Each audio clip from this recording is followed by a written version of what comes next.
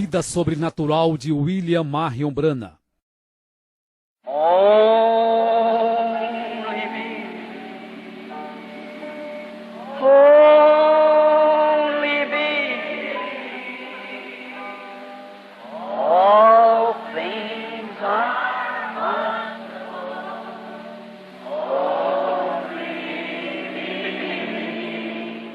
A vida, o ministério, o profeta. Esta é uma história que fala de um homem que, acima de tudo e de todos, decidiu seguir as pegadas sangrentas de Cristo, preferindo por um pouco de tempo padecer afrontas, do que, por um pouco de tempo, sentir o gozo do pecado. Holy be all things are 1909. Ella Branham casou-se aos 14 anos com Charles Branham, de 18, ambos descendentes de irlandeses, em 1907, após se conhecerem em um rodeio. Desta união nasce o primeiro filho, chamado William Marion Branham, no dia 6 de abril de 1909, em uma cabana de madeira próxima a Burkesville, nas colinas de Kentucky, Estados Unidos da América. Os seus pais desde já o apelidaram de Billy. Na manhã do seu nascimento, por volta das 5 horas, quando Charles abriu a janela, havia um pássaro em um pequeno arbusto ao lado cantando, e uma luz amarela esverdeada entrou girando e pairou sobre sua cama. A sua avó e duas vizinhas que tinham feito o parto não souberam responder para sua mãe o que era aquilo. Pensaram ser algum reflexo da luz do sol em um espelho, mas logo depois de procurarem, detectaram que não tinha o espelho ali. Pelo trabalho frequente de lenhador, Charles era obrigado a estar longe de sua esposa e filho durante a semana. Naquele outubro de 1909, um temporal o encurralou em um acampamento longe de casa. Ela, 4 meses grávida de seu segundo filho, preocupava-se enquanto seu suprimento ia se acabando. Vários dias após a tempestade passar, um senhor que era vizinho percebeu que já não estava mais saindo fumaça da cabana dos Branhams. Então resolveu ver o que havia acontecido. Ele bateu, mas não teve resposta. Quando ele tentou abrir a porta, percebeu que estava trancada por dentro. Com muito esforço, conseguiu forçar a abertura da porta. O que ele encontrou no interior o fez estremecer. Ela e seu bebê estavam amontoados na cama, quase mortos de frio e fome. Apressadamente o vizinho agarrou o machado e foi até a floresta. Voltando com suficiente lenha para aquecer a cabana, sem encontrar comida, foi até sua casa e retornou com o máximo de mantimentos que podia carregar. E isto foi o que os manteve vivos até a chegada de Charles. 1910. Em março de 1910, Charles e Ella Branham tiveram seu segundo filho, Edward Branham. 1911. No início de 1911, Ella Branham deu à luz ao seu terceiro filho, que se chamou Henry Branham.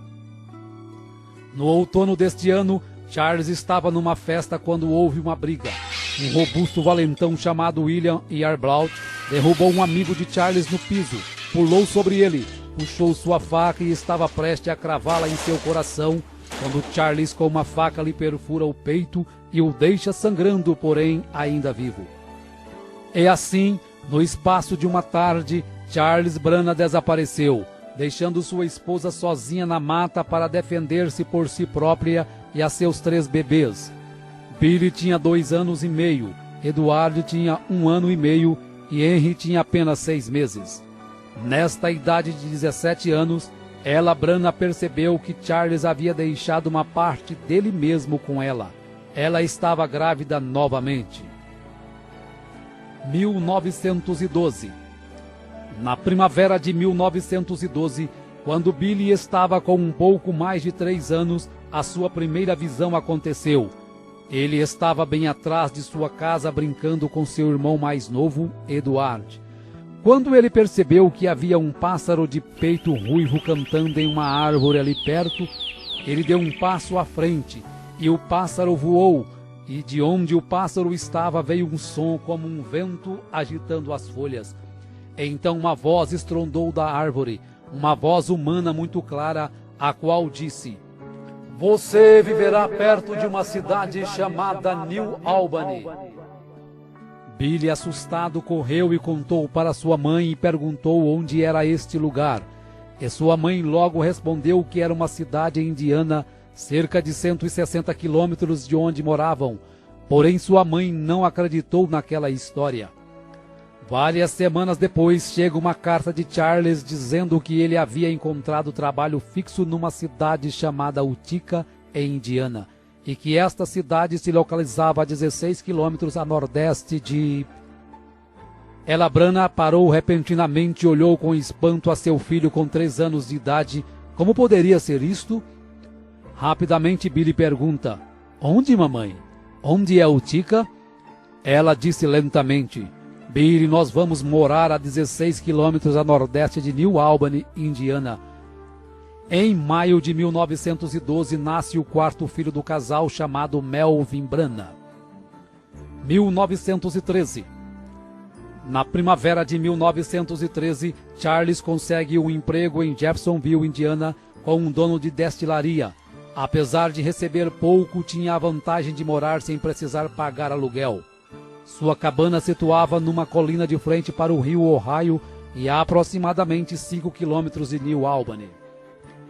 1914. Em maio de 1914, nasce o 5º filho do casal, chamado Edgar Lee Branagh.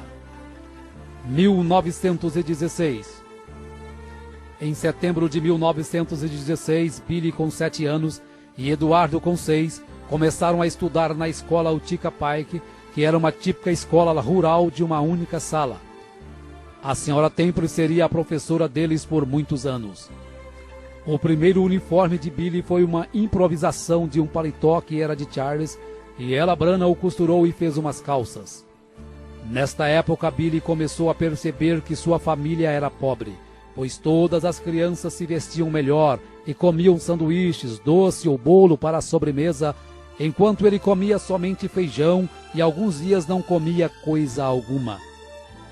Nesta época, apesar de gostar muito de pescar com seus colegas, Billy foi forçado a deixar a pesca e participar do plano de seu pai de fabricar uísque escondido, pois naquele estado não era permitido o consumo de bebida alcoólica. Charles então fabricava escondido e vendia para alguns vizinhos sedentos de bebida. Numa tarde, quando Billy foi buscar água para seu pai fabricar o uísque, parou no meio do caminho para descansar à sombra de uma grande e prateada árvore de álamo. Lágrimas escorridas misturadas com poeira estavam estampadas em seu rosto quando algo aconteceu. Aparentemente parecia ser apenas o barulho do vento soprando entre as folhas da árvore. Olhou para cima e as folhas não estavam em movimento. Tampouco havia sequer sinal de vento. Levantou-se, caminhou uma pequena distância, olhou novamente para cima. Então ouviu aquele ruído novamente e notou que bem no meio da árvore havia um redemoinho do tamanho de um barril agitando seus galhos. E o vento parecia estar soprando sobre as folhas de um lugar específico da árvore. E o barulho já estava bem mais forte.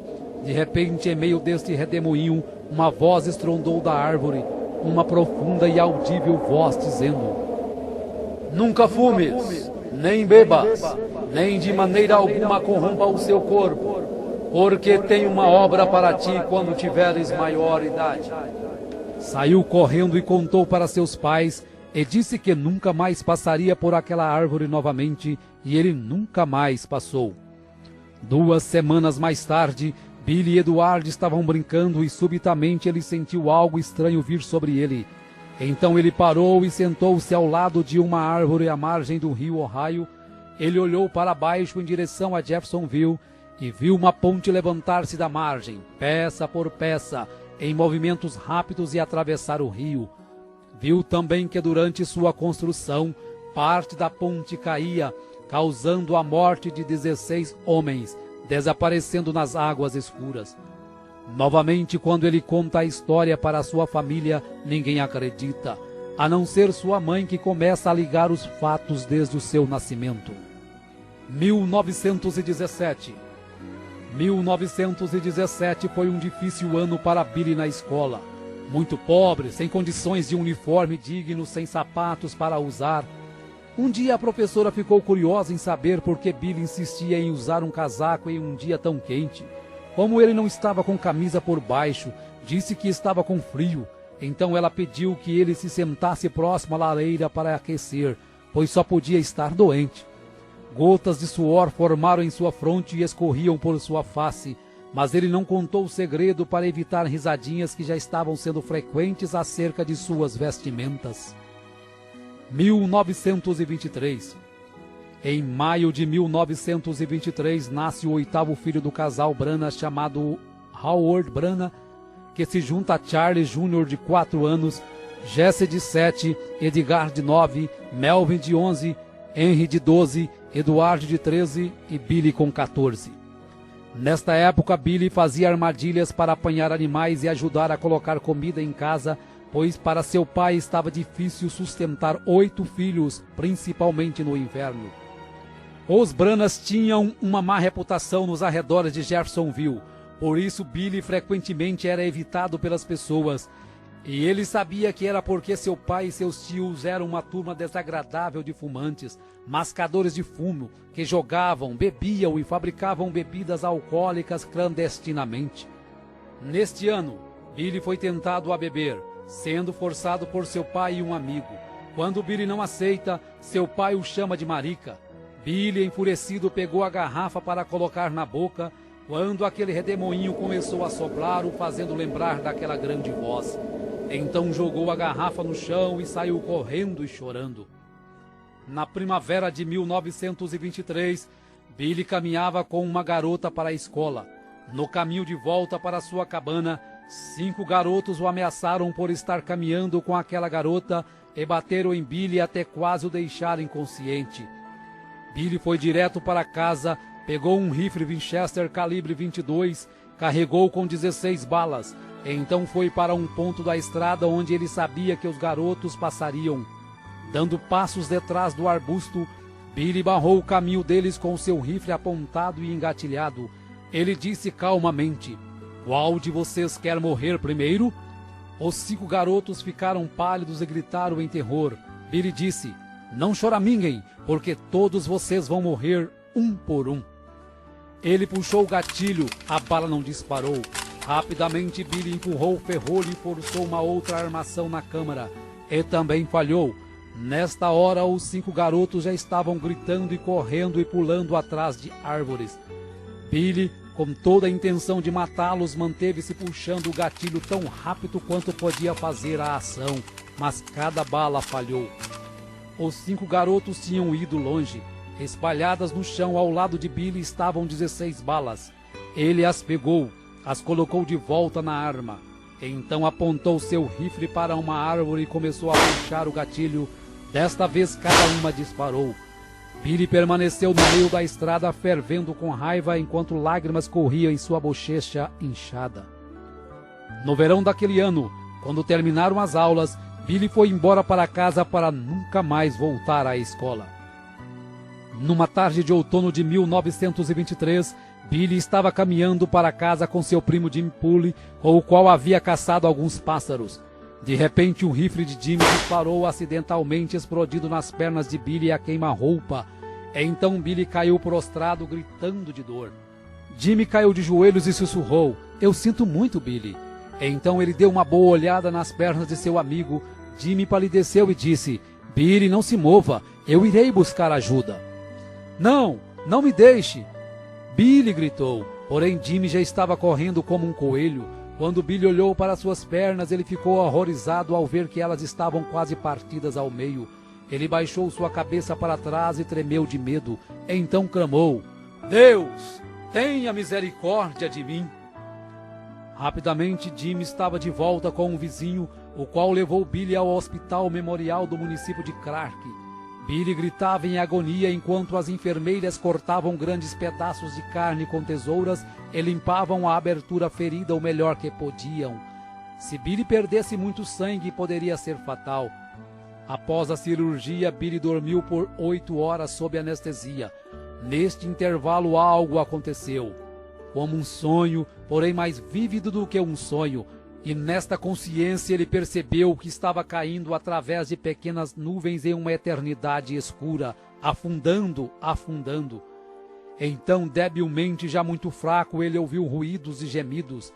Assim que caía, o som aumentava até que estivesse todo ao redor dele. Gemidos e gruídos. Agora faces apareciam na escuridão, faces de mulheres, faces horrorosas com gangrenas de cor esverdeadas ao redor de seus olhos e bocas torcidas, gemendo. Billy clamou: ó Deus, tenha misericórdia de mim, tenha misericórdia. Se tu somente me permitires voltar e viver, eu prometo a ti que serei um bom garoto. E num instante ele estava de volta no quarto do hospital. Após 7 meses, as pernas de Billy não haviam melhorado. Então, na primavera de 1924, novamente é operado para retirar restos e chumbos que haviam ficado em sua perna, e desta vez a cirurgia foi um sucesso.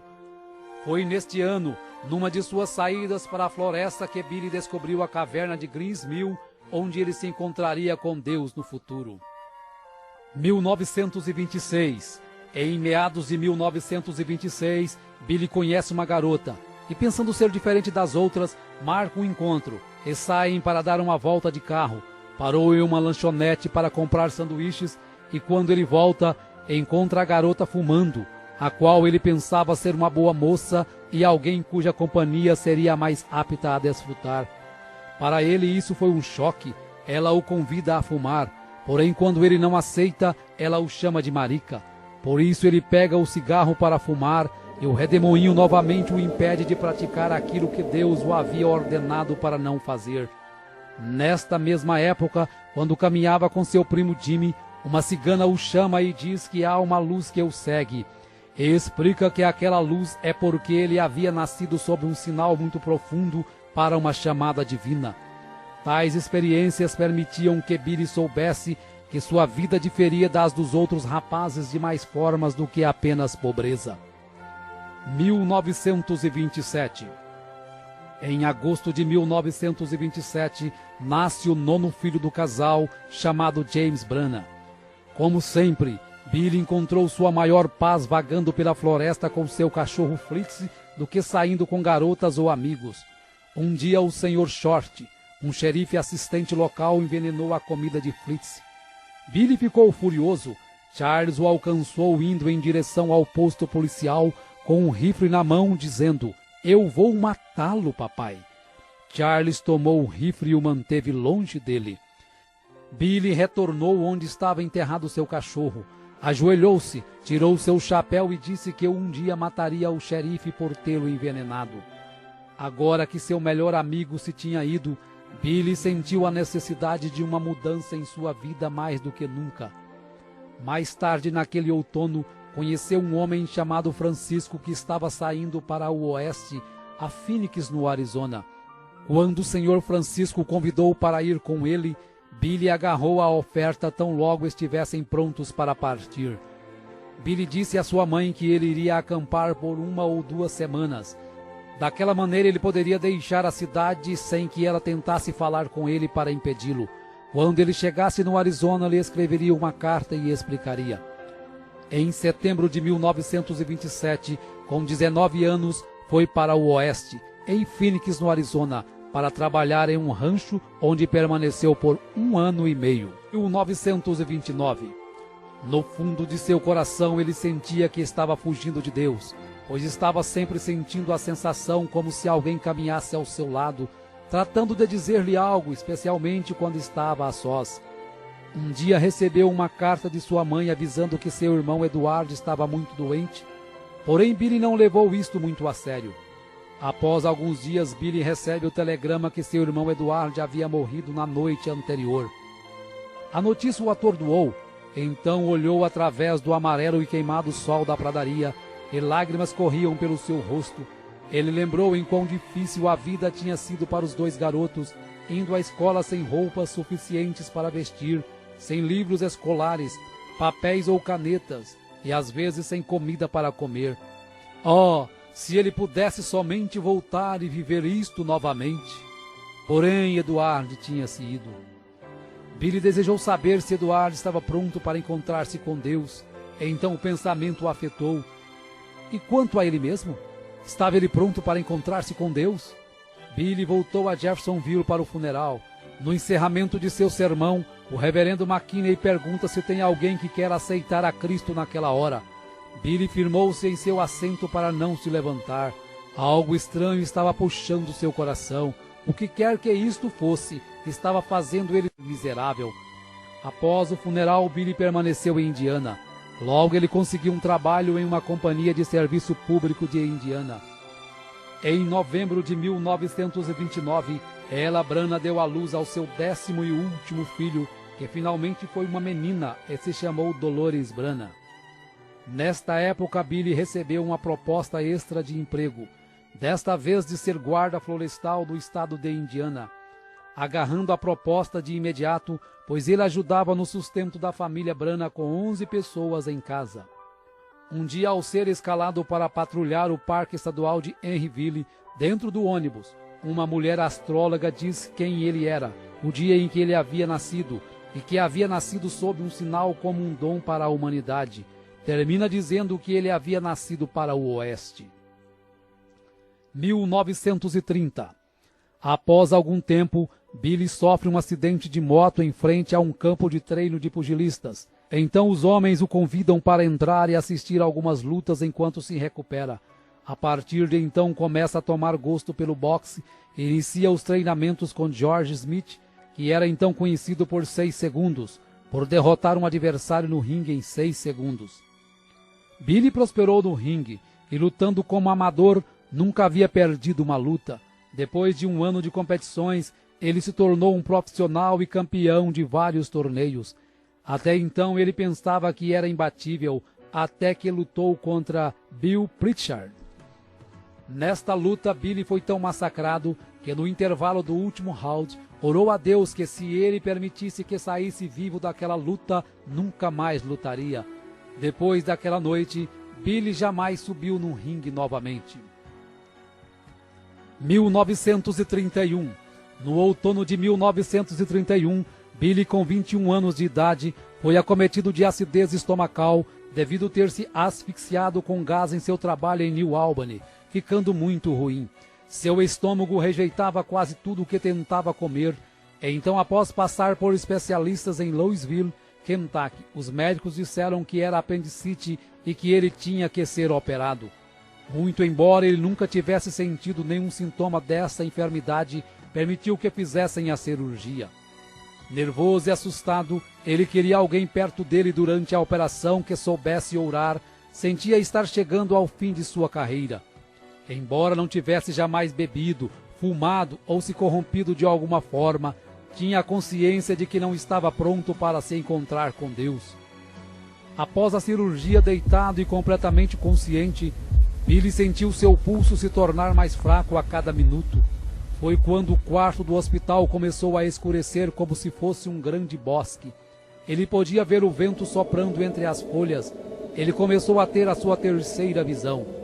As folhas que ele escutava eram as mesmas que sopravam naquela árvore de álamo naquele dia.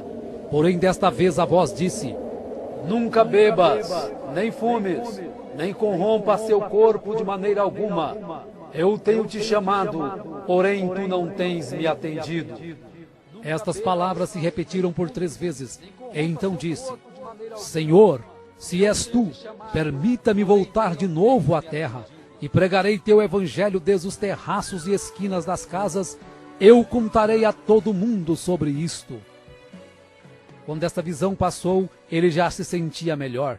Durante o inverno de 1931, sua condição continuou piorando. Seu estômago rejeitava quase tudo o que tentava comer.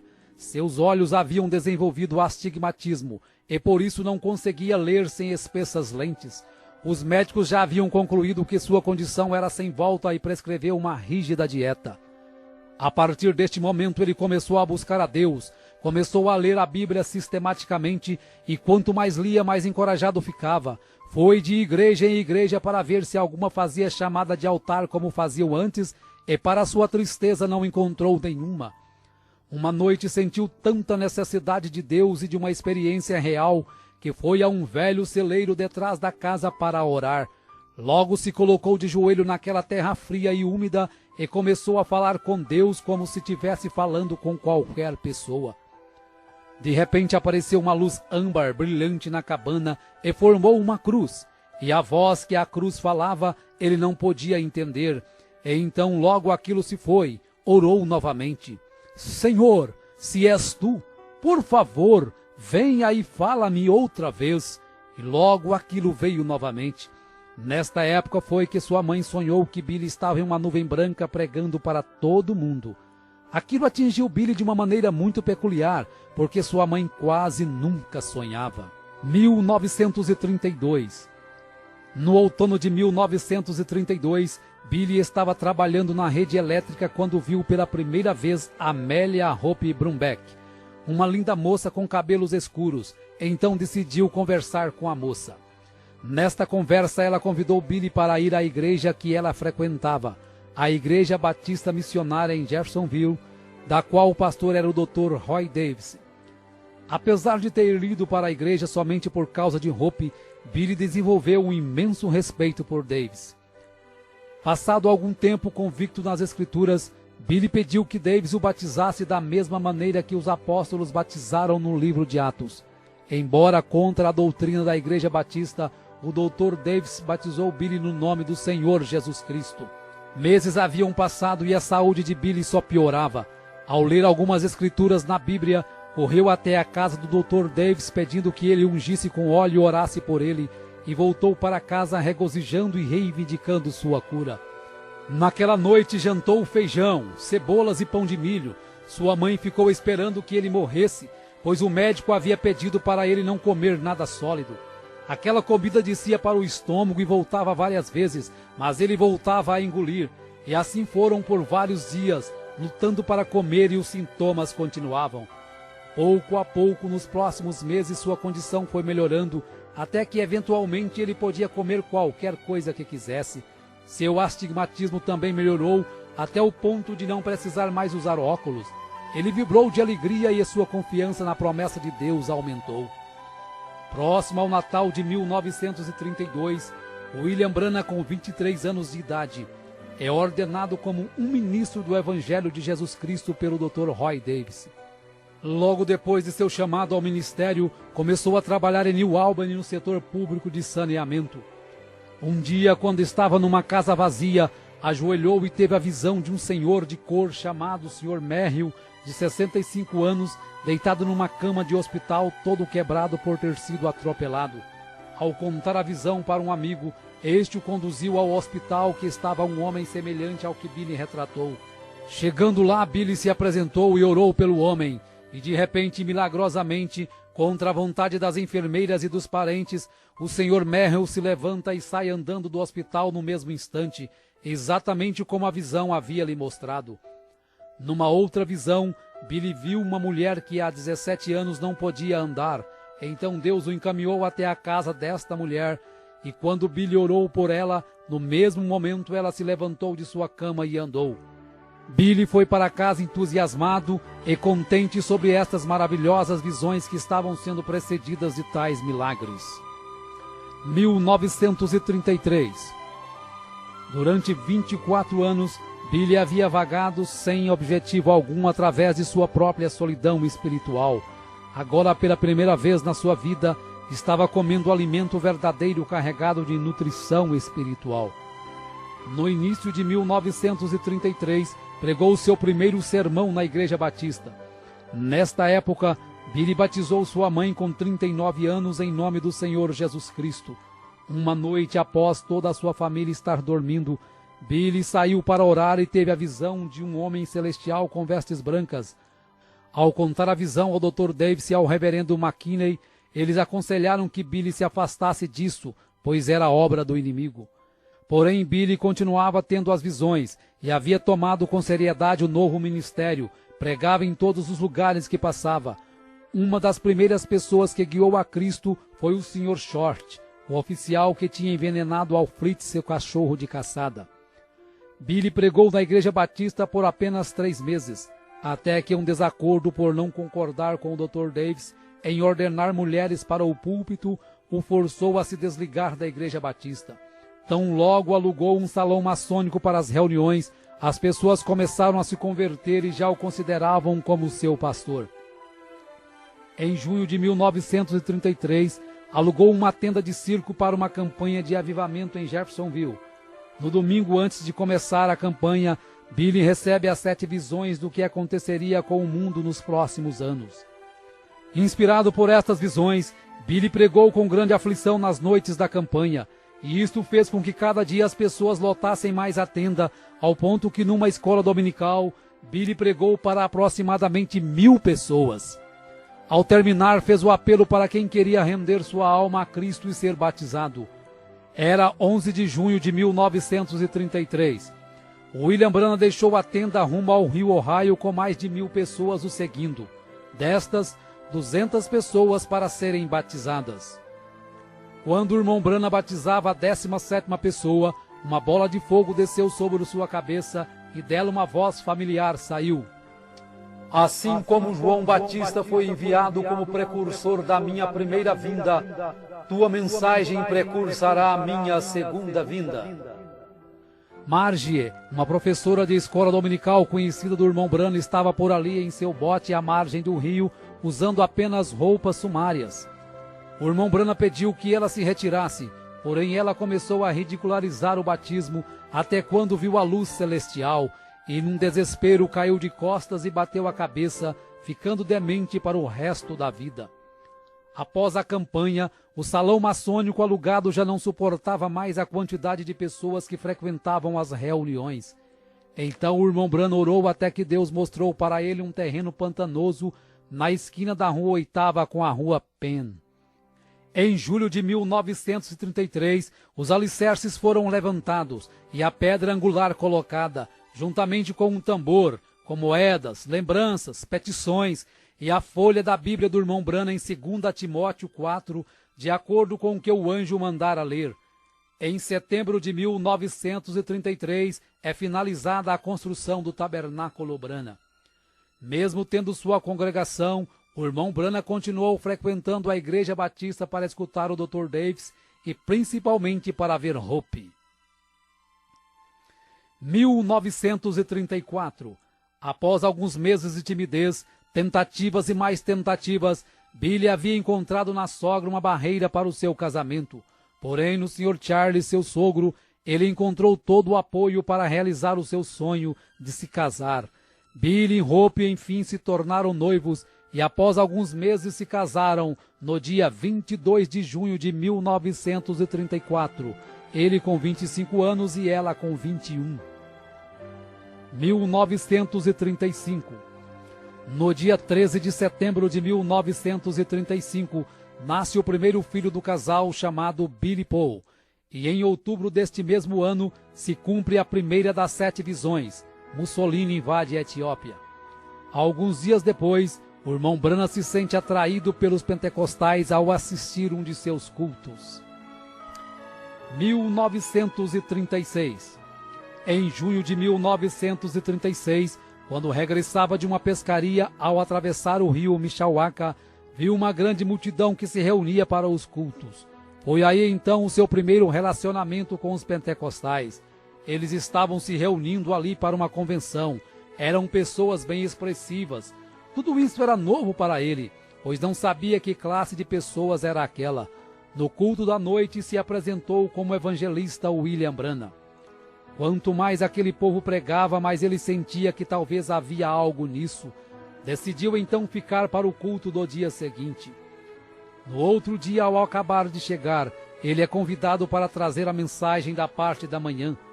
Com muita timidez começa a pregar, e quando se vê está no pátio de fora com os pastores o convidando para avivamentos em vários lugares do país, pois estavam todos emocionados com sua mensagem. Ao avisar a mãe de Hope desta missão, ela o censura dizendo que são um monte de lixo e que ela não permitiria sua filha com tais pessoas.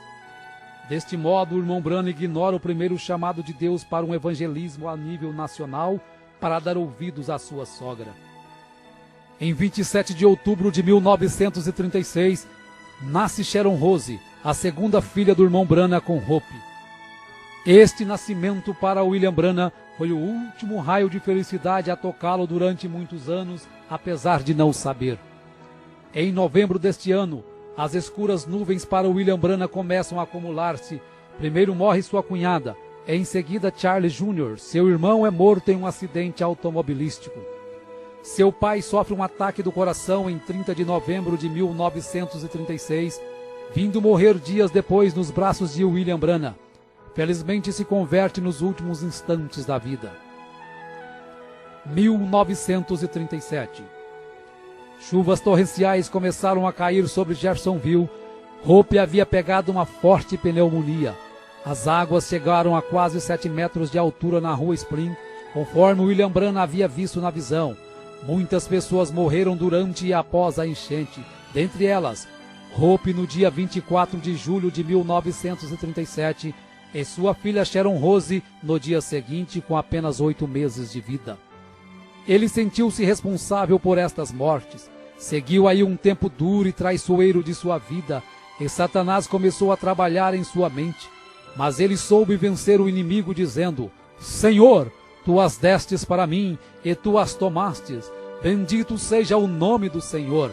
Se tu tomares a mim, ainda te amarei. A sua viuvez causava-lhe grande sofrimento. Sentia que a vida não tinha nada a lhe oferecer. Tudo para o qual ele vivia estava no outro lado do mundo. Em casa, estava como sua esposa havia deixado, trazendo-lhe sempre a lembrança dela. Porém, ele reconheceu que foi a vontade de Deus, pois ele tinha um plano em sua vida, e todos esses sofrimentos e tragédias pela qual ele passou, foi um propósito de Deus de lhe trazer ao lugar onde ele pudesse usá-lo. Tamanho foi o seu sofrimento e a saudade que um dia não pôde suportar. Estava em seu trabalho mexendo com alta tensão, começou a tirar a sua luva para pôr a sua mão nos fios com tensão de 2.300 volts. Mas a misericórdia de Deus o livrou, e quando acordou, estava sentado no chão ao lado do poste com suas mãos levantadas. Ele mesmo disse que Deus estava protegendo o seu dom e não a ele. Em um outro dia desses estava tão deprimido que tirou um revólver e disse: Senhor, eu não posso aguentar mais. E orando o Pai Nosso, pôs um revólver na sua cabeça e apertou o gatilho o mais que podia, porém a arma não disparava. Finalmente, quando ele lançou a um lado a arma, ela disparou furando a parede e disse: Senhor, o que fiz? Tu nem sequer me deixas morrer. Ajoelhou-se e disse: Senhor, se tu não me ajudares, não sei o que farei. Estás me partindo em pedaços. De repente caiu num profundo sono onde teve a visão da sexta dimensão, onde ele viu sua pequena Sharon, já uma bela jovem com mais ou menos 18 anos, e sua esposa Hope em seu palácio. E quando ele se aproximou, ela lhe mostrou a cadeira que ele não pôde pagar e os credores haviam lhe tirado lá na terra. Então ela disse que esta estava paga. A visão terminou quando Hope o pediu para não se preocupar, pois ela e Sharon estavam melhores do que ele. O rio Ohio efetivamente tinha medido aproximadamente 7 metros por cima da rua Spring durante a inundação de 1937. Exatamente como o anjo lhe tinha mostrado que seria, o tabernáculo Branham, o qual não estava longe, também tinha recebido um batismo. Quando as águas baixaram, todos os móveis do tabernáculo estavam virados para cima, a não ser o púlpito, que se posicionou de volta no lugar exato em que estava, na posição vertical e voltado para a congregação. A noite anterior à inundação, Billy tinha deixado sua Bíblia aberta na parte superior do púlpito. Quando ele finalmente conseguiu retornar para inspecionar o dano, descobriu que sua Bíblia estava exatamente onde a tinha deixado, ainda aberta na mesma página. Billy tomou isto como um sinal de Deus. Embora as circunstâncias externas de sua vida estavam em desordem, a palavra de Deus que ele pregava permanecia sempre fiel e estável. 1939. Em 1º de setembro de 1939, se cumpre a segunda das 7 visões que William Branham havia recebido em 1933. Adolf Hitler invade a Polônia e a partir dali viria o Holocausto dos judeus. 1940. um ano de muitas visões e milagres. Enfatizamos apenas o caso de George Carter, uma moça de 23 anos com tuberculose que foi curada pelo irmão Branham, sendo vista antecipadamente através de uma visão. Viveu com saúde até 1954, quando diagnosticou câncer no seio. Novamente o irmão Branham ora e ela é curada, recebendo mais 44 anos de vida, morrendo em 1998 com 84 anos de idade. 1941. Durante os 5 anos após a morte de Hope, Meda Bloy cuidara de Billy Paul para William Branham. O irmão Branham ainda tentou fazer com que ela deixasse este serviço, pois ela estava em boa idade para se casar, e ele pensava que estava apenas ocupando seu tempo. Porém, Meda se entristeceu com este pedido e chorou durante dias, pois ela se sentiu muito bem naquele lugar e no que fazia.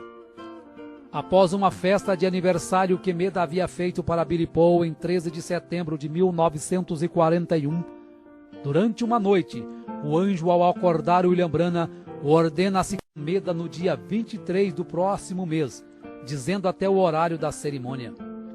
William Branham e Meda Bloy se unem em matrimônio no dia 23 de outubro de 1941, conforme a ordenação do anjo, e como lua de mel, Billy, Meda e Billy Paul vão para as montanhas Hurricane, próxima à fronteira do Canadá, onde ocorre o incidente da sua perda em meio à tempestade, conforme narrado por ele na mensagem Um Guia.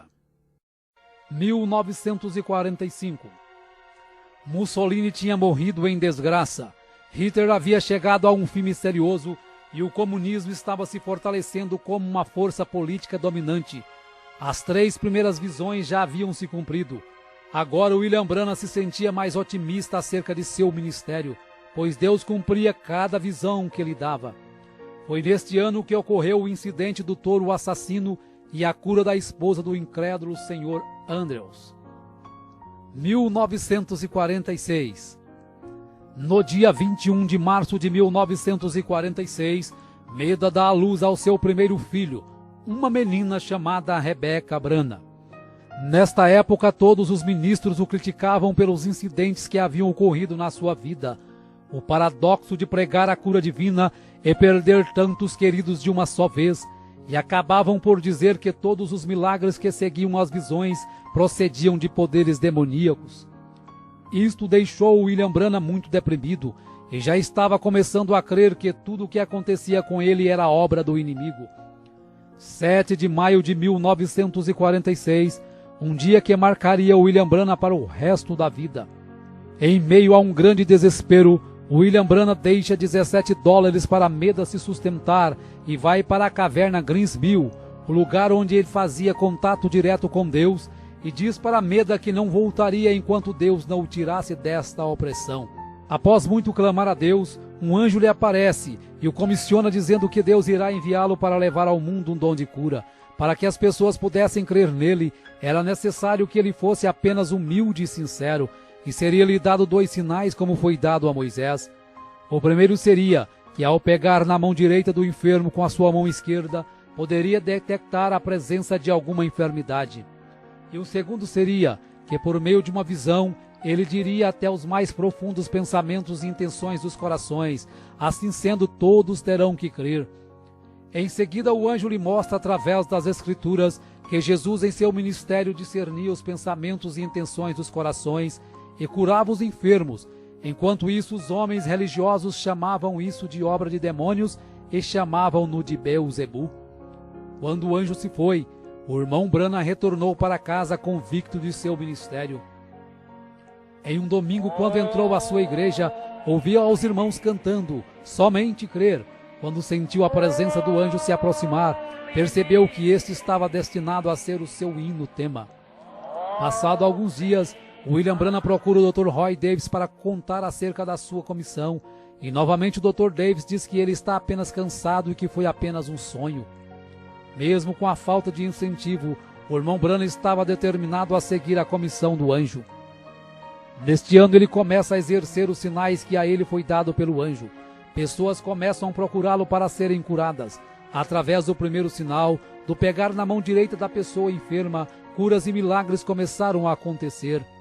Um dia, o pai de uma criança curada por William Branham o convida para uma semana de avivamento e cura em St. Louis. E durante as reuniões em St. Louis, o irmão Branham fazia a chamada de altar para as pessoas que estivessem enfermas recebessem a oração da cura.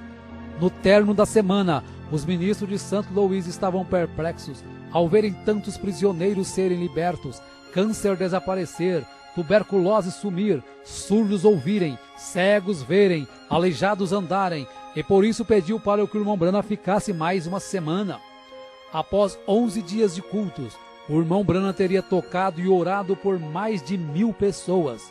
Fisicamente o irmão Branham estava esgotado, porém realizado por ter feito o que Deus lhe pedira, se dedicar por tempo integral ao ministério.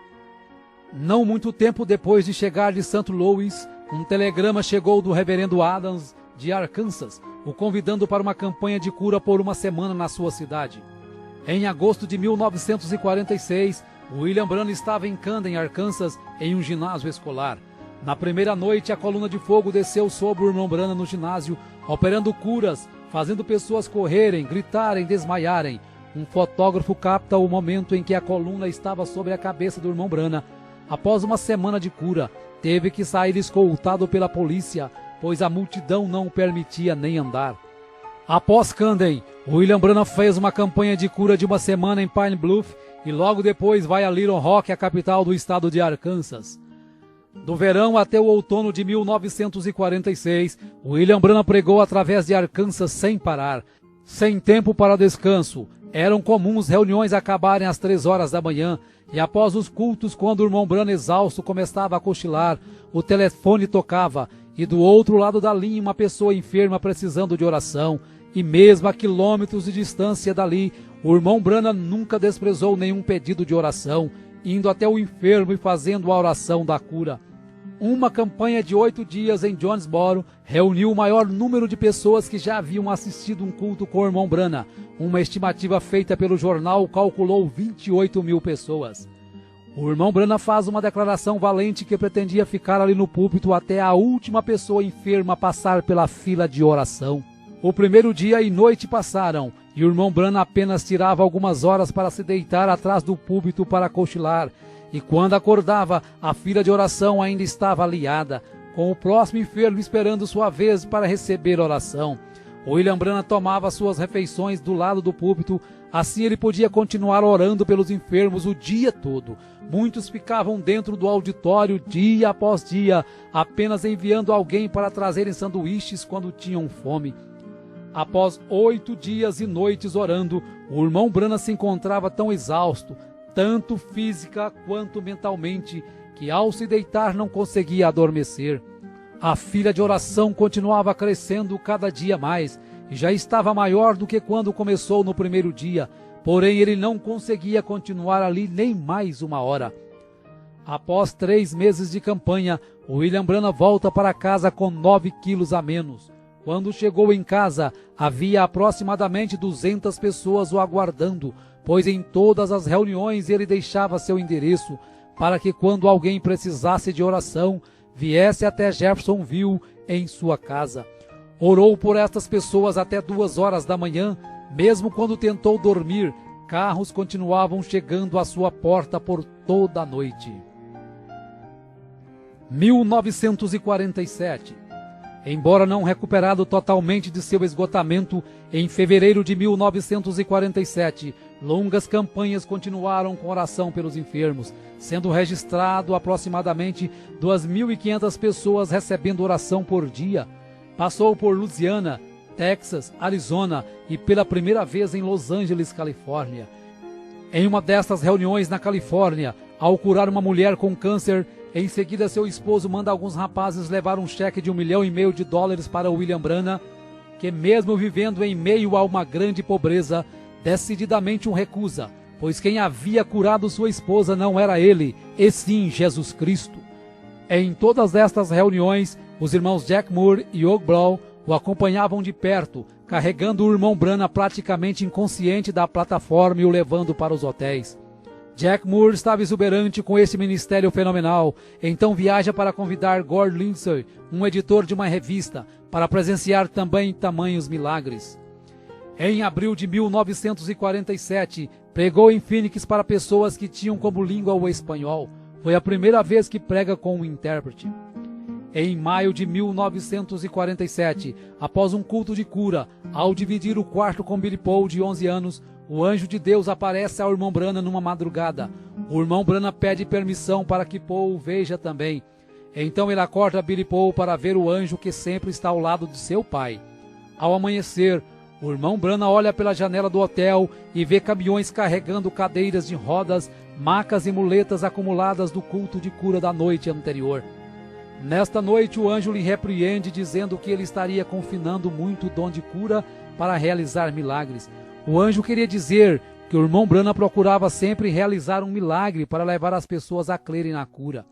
Na última noite de uma campanha em Calgary, enquanto o irmão Branham estava meditando, o irmão Jack Moore inicia o culto contando as dificuldades financeiras de William Branham, de como sua esposa Meda e seus filhos vivem em uma casa precária, com portas mal vedadas e sem água encanada, e de como ele não media esforços para viver em função do ministério e das pessoas necessitadas. Então ele dá uma oportunidade para os irmãos darem uma oferta de amor, que seria exclusivamente para comprar uma nova casa para William Branham. Quando o irmão Jack Moore vai entregar o valor arrecadado para William Branham, ele ainda rejeita, mas pela insistência e não ser possível mais devolver o dinheiro, relutantemente ele aceitou a oferta. 1948. Em janeiro de 1948, quando o irmão Branham estava indo para uma campanha na Califórnia, recebe a visão de um menino sendo ressuscitado e pede para que todos anotem esta visão na página branca da Bíblia, pois não sabia quando nem onde aconteceria. Nesta campanha ele fica conhecendo Fred Bosworth, pregador de cura divina há 40 anos, agora com 71 anos de idade, e este passa a ser o coordenador de suas campanhas. Novamente William Branham é testado por Deus através de um cheque de $25 mil que um homem que teve sua esposa curada lhe oferecera. Porém, novamente o irmão Branham o recusa instantaneamente e o rasga na frente do doador. A saúde do irmão Branham cada dia se agravava mais. Estava com dificuldades para dormir, seu peso havia caído para 45 quilos, seus olhos afundaram, sua aparência se empalideceu, e por isso desmarcou todas as campanhas que estavam marcadas naquele ano, pois os médicos diagnosticaram que ele estava com exaustão nervosa e dependia de muitos dias de repouso. Ele começou a perceber que não podia fazer como estava fazendo, com longas filas de oração até a madrugada ou virando noites.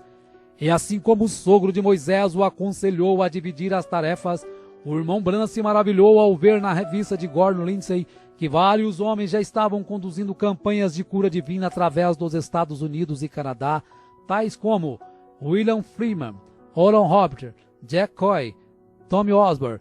E o que mais o entusiasmou foi saber que o seu próprio ministério foi o que havia influenciado estes homens de uma maneira direta ou indireta. Ele estava então disposto a não continuar jogando toda a carga para cima de si, mas fazer somente o que seu físico permitisse. Percebeu ainda através de uma visão que de 7 em 7 anos de sua vida aquela condição nervosa voltava e afetava o seu estômago. Porém, passado alguns dias, quando estava na varanda de sua casa, o anjo visita e diz que ele está curado daquela acidez no estômago. Após William Branham ter melhorado e ganhado 6 quilos, Aaron Buster e Fred Bosworth, como administradores das campanhas, começam a analisar as falhas cometidas no passado, como reuniões de cura divina terminar nas altas horas das madrugadas, fazendo com que o irmão Branham chegasse a um nível crítico de cansaço físico e mental. Decidiram então limitar o número de pessoas nas filas de oração e, para selecionar as pessoas, concordaram em usar os cartões de oração numerados, que deveriam ser entregues antes de começar os cultos. Desta forma, os administradores podiam monitorar sua força e encerrar o culto assim que eles sentissem que William Branham já tinha orado o suficiente. Em 14 de maio de 1948, Israel se declara uma nação independente, e o irmão Branham rapidamente associa esse fato com a figueira brotando descrita em Lucas 21. 1949. No dia 24 de julho de 1949, o curso da história cristã para William Branham mudaria para sempre, Quando estava pregando para 10.000 pessoas, ele tinha chamado a fila de oração, enquanto os oficiais reuniam 15 pessoas em ordem numérica. Quando chegou a primeira irmã para receber a oração, o irmão Branham já não fez como sempre havia feito nos cultos de cura, segurando a mão direita da pessoa enferma, mas simplesmente começou a ter visões de episódios que haviam acontecido e que aconteceriam com aquela pessoa. A partir de então, ele percebeu que o segundo sinal que o anjo havia lhe dado estava começando a entrar em evidência, que era ver até os segredos mais profundos do coração. Algumas pessoas criam na visão e outras pensavam que era telepatia ou algo arranjado. Numa campanha em Windsor, com aproximadamente 8.000 pessoas, no final da fila de oração, um jovem sem enfermidade tenta desmascarar o irmão Branham. Diz que tem tuberculose e que quer ser curado. Porém, Deus mostra a trama ao irmão Branham e ele diz que a partir daquele momento o jovem teria realmente tuberculose para o resto da vida. Isto leva o jovem ao desespero, porém já é tarde demais. Aquelas visões o enfraqueciam muito, por isso 20 visões por noite já faziam o irmão Branham tremular de fadiga. Milhares de cartas chegavam de vários lugares com pedidos de oração.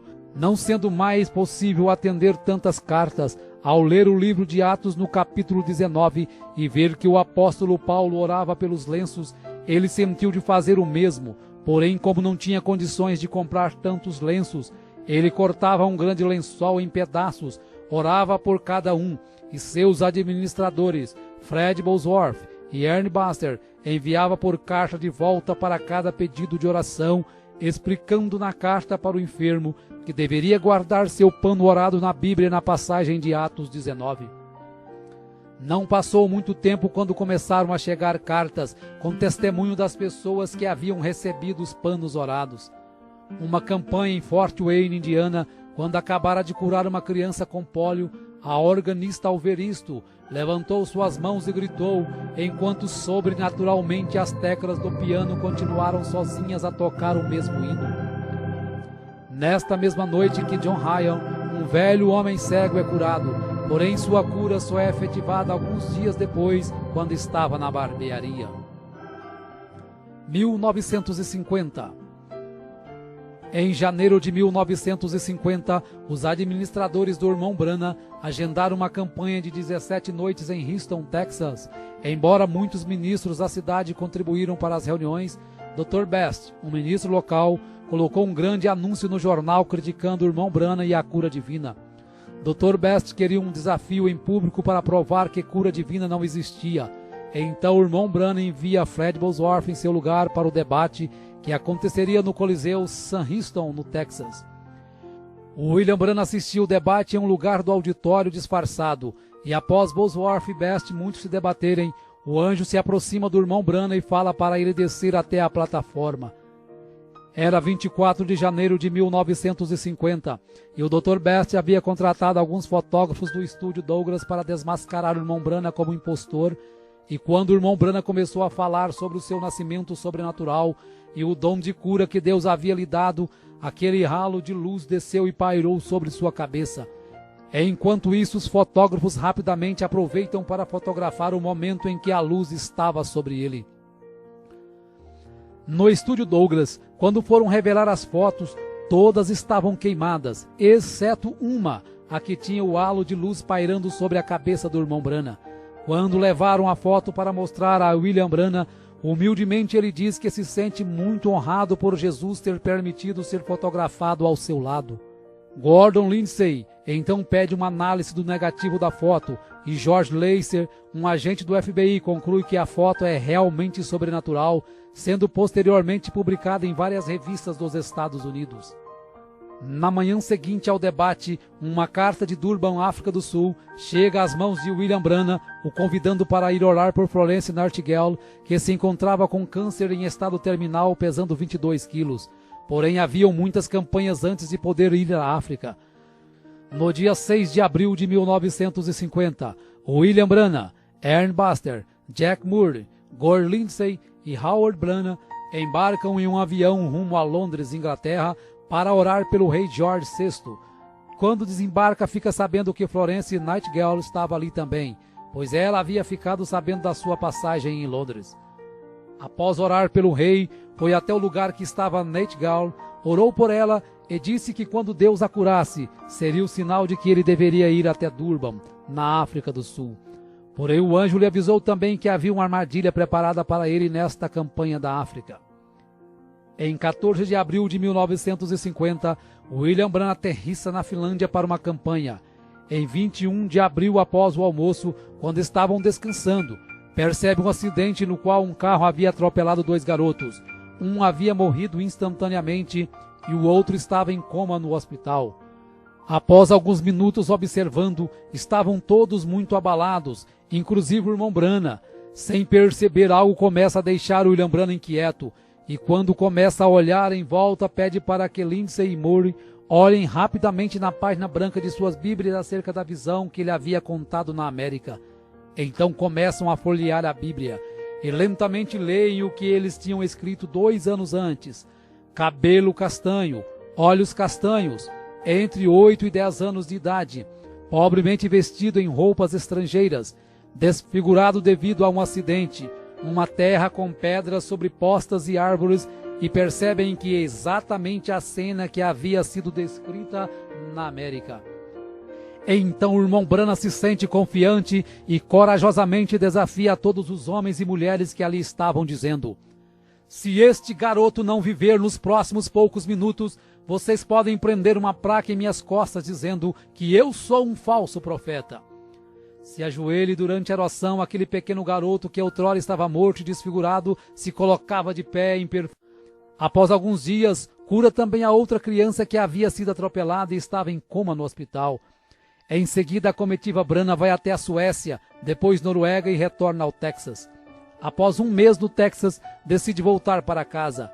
Ao partir de Dallas, no Texas, fortes tempestades o obrigam a pousar em Memphis e o avião fica em terra por 18 horas, enquanto o irmão Branham sai para curar o filho de uma senhora de cor que havia passado a noite orando.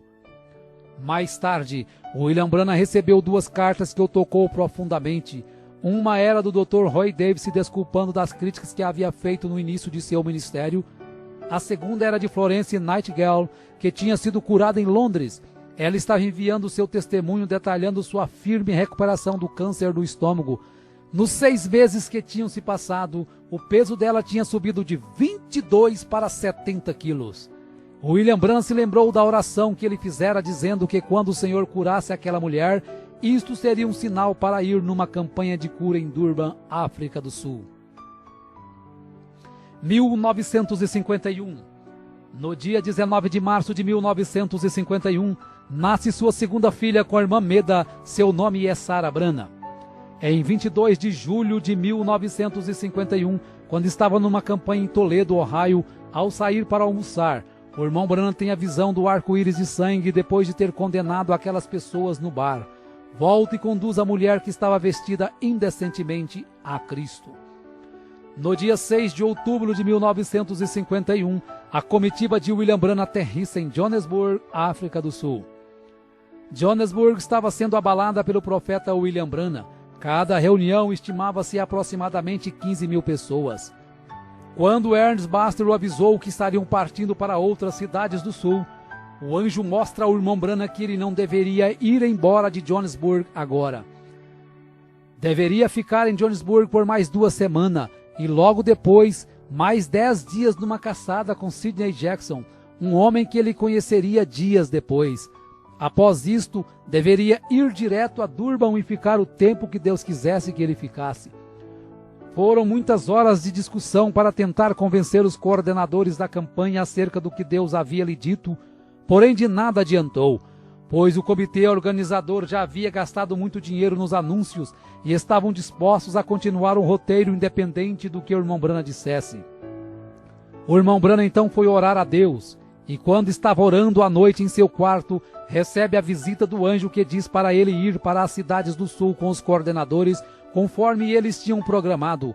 Porém, esta era uma vontade permissiva de Deus, e ele sofreria muito por isto. Nesta hora, William Branham recorda da visão quando o anjo lhe fala da armadilha que estava preparada para ele na África. Após vários dias de campanha por várias cidades, a comitiva chega a Durban em 20 de novembro de 1951. O abdômen de William Branham doía muito e logo ele percebeu que era por sua desobediência. Os cultos seriam realizados no hipódromo Greyville e os sermões seriam pregados com auxílio de 15 intérpretes. Na primeira noite, o irmão Branham nota a grande quantidade de raças e o administrador lhe explica que Durban era a única cidade que o governo permitia colocar todos no mesmo lugar. Então o irmão Branham entendeu o porquê Deus queria que ele fosse direto para Durban. O profeta continua sentindo fortes dores no abdômen, mesmo quando estava orando e os enfermos sendo curados. Ele pedia para ser curado também, mas não era respondido, e se viu merecedor daquela rejeição pela desobediência.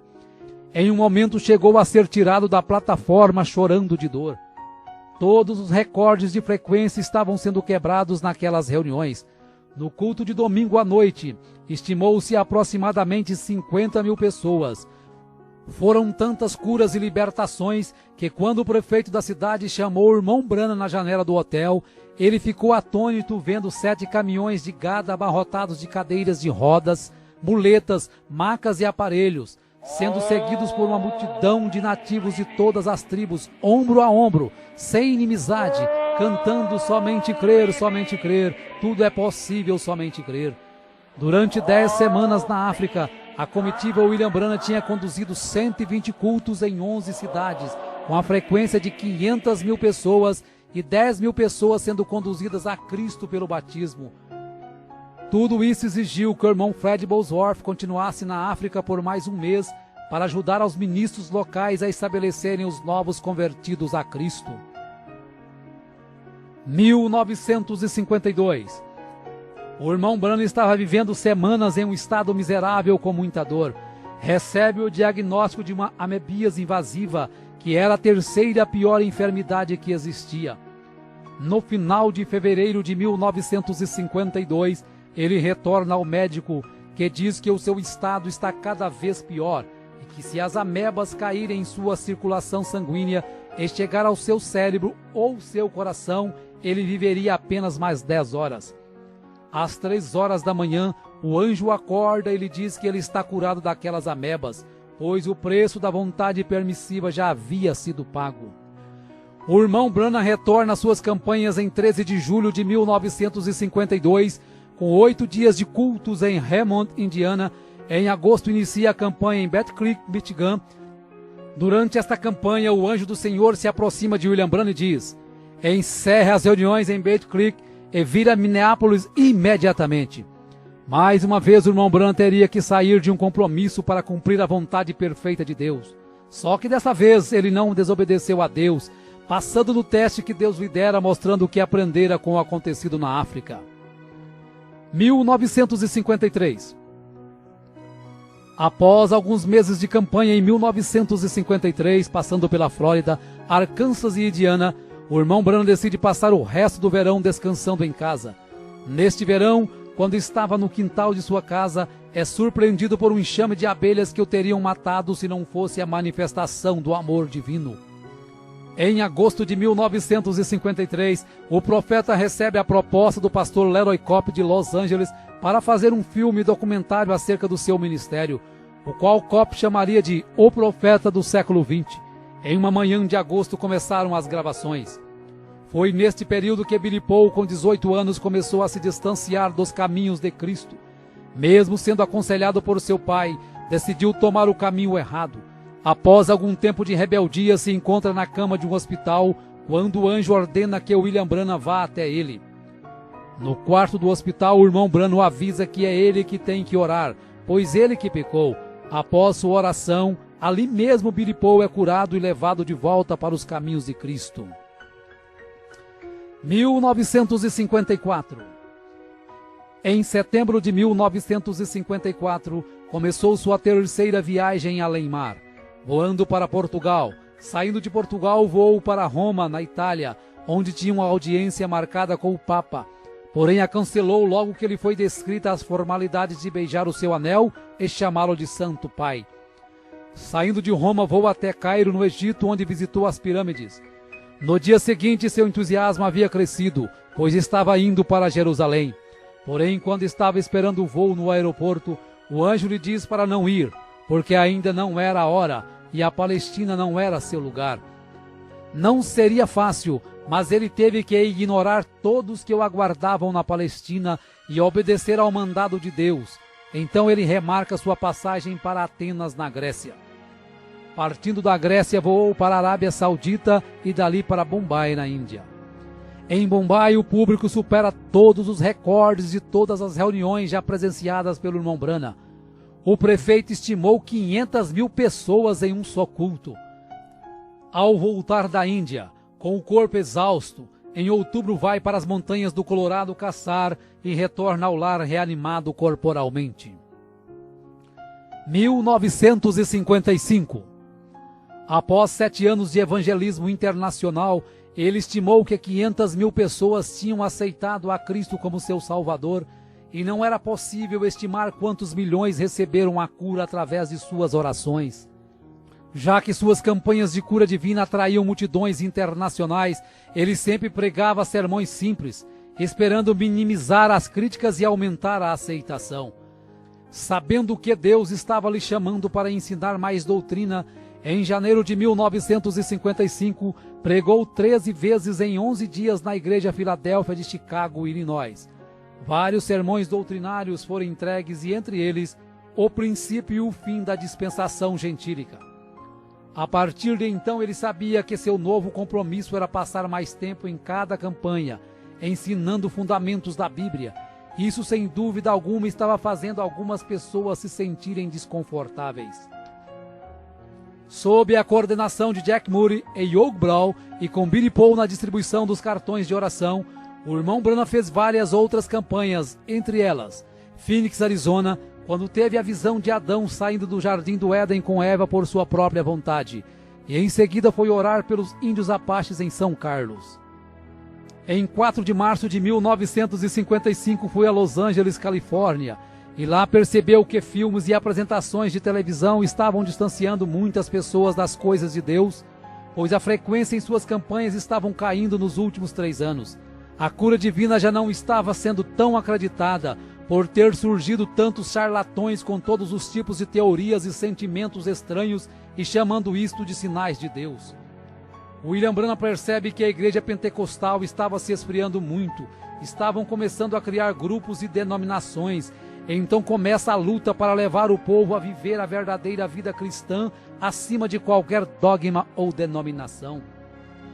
Em 1950, o irmão Branham ouve uma voz dizer que ele teria um filho, e este se chamaria José, apesar de ter tido apenas 2 filhas, e o médico dizer que Meda não poderia mais gerar filhos. No dia 19 de maio de 1955, nasce seu 3º filho com Meda, chamado José Branham. Em 18 de junho de 1955, William Branham aterrissa em Zurique, na Suíça, com a programação de falar por 9 dias. Estima-se 50 mil pessoas que aceitaram a Jesus como seu salvador pessoal durante esta campanha. Após sua campanha em Zurique, William Branham passa alguns meses descansando com sua família e no dia 24 de julho de 1955 prega a mensagem Espíritos Sedutores, pois percebe que os ministros não pregavam contra a carnalidade e alguém tinha que fazer aquilo. Alguns dias depois, cura a gambá que havia sido atropelada e estava parada na sua porta. A convite de um pastor, em 11 de abril de 1955, William Branham e seus coordenadores voam para uma campanha em Karlsruhe, na Alemanha, e em seguida vão para Lausanne, na Suíça. No final da campanha, 40 ministros se ajuntaram para uma entrevista com William Branham no saguão do hotel. Após algumas perguntas, os fotógrafos que estavam presentes, ao perceberem o halo de luz sobre a cabeça do irmão Branham, tiram 4 fotos sequenciais, sem a ajuda do flash, mostrando claramente a mesma coluna de fogo que guiou o povo de Israel na saída do Egito. Após a última campanha do ano em San Fernando, na Califórnia, uma visão mudaria o curso do seu ministério. O anjo aparece e lhe fala de como ele deveria ganhar as almas para Cristo e lhe mostra as 3 puxadas. A primeira foi quando ele tomou as pessoas pela mão e pôde sentir as vibrações de suas enfermidades. A segunda foi o discernimento que lhe permite saber os segredos dos corações. E a terceira será algo mais reservado, não será um show público. Esta visão o deixa muito inquieto e preocupado, pois ainda não sabia o que seria a terceira puxada. 1956. No dia 16 de março de 1956, William Branham, acompanhado de Billy Paul e seus administradores atuais, Jack Murray e Young Brown, Miner Arganbright, voam para a cidade de Tacubaya, no México. 25 mil pessoas lotavam o estádio de futebol em um dia chuvoso, quando uma mãe mexicana com um filho morto nos braços, desesperada, força todas as barreiras humanas para conseguir chegar à plataforma. O irmão Branham ainda tentou colocar o irmão Jack Moore para orar pela criança, porém uma visão faz com que ele ore e ressuscite aquele bebê. Neste ano pregou muitas mensagens na América, mostrando vários pontos doutrinários e sempre lutando contra a decadência moral do seu país. 1957. No dia 29 de junho de 1957, estava pescando com os irmãos Buck Woods e Lyle Woods. Ao fisgar um pequeno peixe que havia engolido o anzol e em seguida soltá-lo ao rio já morto, o anjo fala para o irmão Branham ressuscitar o peixinho. Isso foi para mostrar que Deus se interessa também pelas pequenas coisas. Em outubro de 1957, quando estava caçando, chega um recado que seu irmão Howard, que lhe ajudara nas campanhas, acabara de morrer. Após o funeral de Howard, William Branham vai para Lakeport, na Califórnia, para uma curta campanha. Em um de seus sermões, um fotógrafo tira algumas fotos do seu lado, e na sequência das fotos é possível perceber que sua câmera conseguiu captar a nuvem do anjo do lado direito de William Branham. Em novembro de 1957, o evangelista Fred Bosworth, que foi considerado um pai para William Branham, morre com 84 anos de idade. 1959. Na primavera de 1959, o irmão Branham vai ao hospital orar por Linda Kelly, uma irmã que se desviara da igreja e agora estava entregando novamente sua vida a Cristo. Ela é curada de seu problema, porém após um dia ela morre no hospital. Esta notícia atordoou ao irmão Branham e em um momento de fraqueza diz que Deus devia satisfações a ele. Após 4 meses, ele recebe a visão de um piquenique no ano passado, quando Deus poupou a vida de Linda de morrer afogada, por ela não estar com a alma pronta para partir. Por isso Deus concedeu mais um tempo de vida para ela se preparar. Ao receber a visão, William Branham se entristeceu muito por ter cobrado satisfações de Deus. Então vai até a casa da mãe da moça e conta a visão, explicando que havia chegado a hora para Linda partir. Um dos fardos mais pesados na vida de William Branham em 1959 foi a contínua luta com a Receita Federal, acerca de cheques que ele recebia para as campanhas. Por ser tão pressionado, chega a dizer que não está em casa quando seu advogado, o Sr. Orbison, liga para uma conversa. Imediatamente, arrependido do que fez, vai ao escritório do seu advogado e pede perdão, dizendo que mentiu quando pediu para dizer que não estava em casa. Isto elevou ainda mais a estima que o Sr. Orbison tinha por ele, e apesar de se sentir bem melhor, na manhã seguinte vai ao Greens Mill para pedir perdão a Deus. No dia 8 de outubro de 1959, o irmão Branham estava na mata esperando esquilos, pensando acerca de uma escritura que o deixava confuso, que diz: qualquer que disser a este monte, ergue-te daqui e lança-te no mar, e não duvidar, aquilo que pede lhe sucederá. No momento, uma voz explica a escritura e diz para ele pedir o que quiser. William Branham então pede que 3 esquilos avermelhados apareçam em lugares improváveis de estarem. Quando os esquilos aparecem, ele os mata e leva para comer. No dia 11 de novembro de 1959, o irmão Branham e alguns amigos vão à fazenda dos Wrights para buscar o vinho da ceia. Lá encontra Hat Moser com seus filhos, seus pais e sua irmã Edith, que vivia sob uma cadeira de rodas. Ao contar a experiência dos esquilos, Hat Moser crê no que o irmão Branham disse, e nesta hora o anjo diz para o irmão Branham falar para ela pedir o que quiser, que isso será feito. Após alguns instantes, ela ignora qualquer quantia em dinheiro, ignora sua irmã na cadeira de rodas, e pede a conversão de seus 2 filhos, que imediatamente se convertem a Cristo e recebem o batismo no nome do Senhor Jesus Cristo. 1960. No dia 8 de maio de 1960, às 7 horas da manhã, quando o irmão Branham ainda estava deitado, o anjo levou a ver além da cortina do templo. No momento seguinte, ele estava numa planície e milhares de pessoas corriam em sua direção gritando: "Nosso precioso irmão!" Todos pareciam ter não mais de que 20 anos. Ele ficou confuso, e o anjo lhe disse que eram seus convertidos na terra. Uma moça o abraça, e quando ele diz que não a conhece, o anjo diz que esta era uma senhora de 90 anos que ele havia conduzido a Cristo na terra. Após algum tempo vê Hope, depois o seu cavalo Prince e o seu cachorro Fritz, e o anjo diz que tudo o que ele mais amava na terra estava ali. Quando fica sabendo que ele seria julgado juntamente com seu povo, se entusiasma por saber que o apóstolo Paulo também seria, e tudo que Paulo pregou ele havia pregado. De repente ele estava de volta naquele velho corpo deitado, mas dali em diante sua vida nunca mais seria a mesma. 1963. Em 28 de fevereiro, em Tucson, no Arizona, 7 anjos de Deus em formação de pirâmide compõem uma nuvem sobrenatural, e o irmão Branham, juntamente com o irmão Fred Sotman e o irmão Gene Norman, estavam ali como 3 testemunhas. Diversos observatórios fotografaram a nuvem e a fotografia foi publicada na página 112 da revista Life em 28 de maio de 1963. Em março deste mesmo ano, essa aparição precedeu a abertura dos selos, que ocorreu nos dias 17 a 24 de março de 1963. A revelação dos 7 selos é o que confirmou seu ministério como sendo o ministério do 7º anjo de Apocalipse 10:7 e do Elias de Malaquias 4, 5 e 6. Seu ministério foi marcado por visões, milhares de curas, milagres e maravilhas. Seria impossível estimar a quantidade de pessoas conduzidas a Cristo. Cegos enxergaram, surdos ouviram, câncer caiu na plataforma, tuberculose desaparecia e várias outras enfermidades eram abolidas.